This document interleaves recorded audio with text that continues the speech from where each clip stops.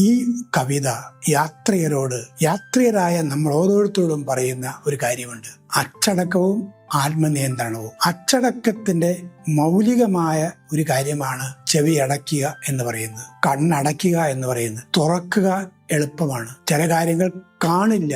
ആകാത്ത കാഴ്ച കാണാതെയും നിരൂപിക്കാതെ ഇരിക്കാൻ എന്റെ കണ്ണുകളെ നിന്റെ മുമ്പിൽ ഞാൻ അടയ്ക്കുന്നുവെന്നും തുറക്കുന്നുവെന്നും പ്രാർത്ഥിക്കുന്ന പാരമ്പര്യം ഉള്ളവരാണ് ക്രൈസ്തവർ. പ്രിയപ്പെട്ടവരെ, അതുകൊണ്ട് ഈ സൈറനുകളെ കുറിച്ച് പഴയ നിയമത്തിൽ ഈ പദം അതിനകത്ത് കയറിയത് ഒരു തെറ്റിദ്ധാരണയിൽ നിന്നുണ്ടായ ഒരു അക്ഷരപ്പശകാണ്, ഒരു തർജ്ജിമയുടെ തെറ്റാണ്. അതും അതിനകത്ത് കവി കയറിപ്പറ്റുകയാണ്. കവി കയറിപ്പറ്റുമ്പോൾ കവി എന്നോട് പറയുന്നത് എല്ലാം കേൾക്കരുത്, എല്ലാം കാണരുത്, എല്ലാം സ്പർശിക്കരുത്, എല്ലാം ആസ്വദിക്കരുത്. ചിലപ്പോൾ ചെവിയിൽ മെഴുകു വയ്ക്കുന്ന കർമ്മം നമ്മൾ അനുഷ്ഠിക്കേണ്ടിയിരിക്കും. അതുകൊണ്ട് എല്ലാവരും മെഴുകുമായി യാത്ര ചെയ്യണമെന്നല്ല അർത്ഥം. കേൾക്കാൻ പാടില്ലാത്തതിനെ കേൾക്കാതിരിക്കുക, കേൾക്കാൻ പാടില്ലാത്തതിനെ നിഷേധിക്കാനുള്ള ആത്മബലമാണ് യാത്രികർക്ക് എല്ലാവർക്കും ഉണ്ടാകുന്നത്. യാത്ര വീട്ടിലേക്കാണ് എന്നോർക്കുക. നമുക്കെല്ലാവർക്കും ഒരു വീടുണ്ട്, വീട് അണയേണ്ടതുണ്ട്, വീട്ടിൽ എത്തിച്ചേരേണ്ടതുണ്ട്.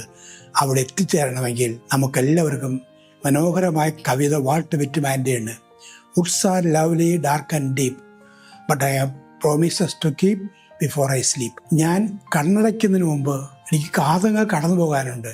അതുകൊണ്ട് എത്ര സുന്ദരമായ വനപാളിയായാലും അത് കാണാതെ പോകാനുള്ള നല്ല മനസ്സ്, വിവേകം നമുക്കെല്ലാവർക്കും ഉണ്ടാകട്ടെ.